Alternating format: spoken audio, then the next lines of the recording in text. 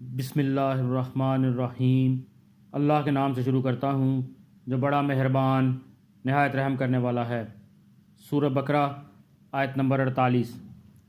وَاتَّقُوا يَوْمًا لَا تَجْزِي نَفْسٌ عَن نَفْسٍ شَيْئًا وَلَا يُقْبَلُ مِنْهَا شَفَاعَةٌ وَلَا يُؤْخَذُ مِنْهَا عَدْلٌ وَلَا هُمْ يُنصَرُونَ۔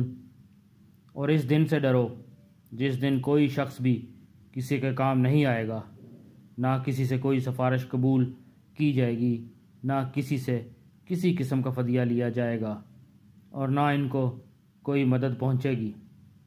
قیامت کے اس دن سے ڈرو جس دن کوئی بھی شخص کسی کی طرف سے بدلہ نہ دے گا، اور نہ کسی کے بارے میں کسی کی کوئی سفارش مانی جائے گی، اور نہ کوئی اس کو جہنم کے عذاب سے نجات کے بدلے کوئی معاوضہ لیا جائے گا، اور نہ ان سے اللہ تعالیٰ کا عذاب دور کر کے ان کی مدد کی جائے گی۔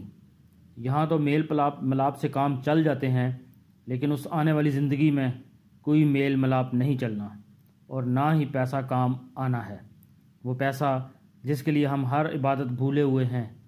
اس لیے آنے والی زندگی کی فکر کریں، کیونکہ مرنا تو ہر حال میں ہے۔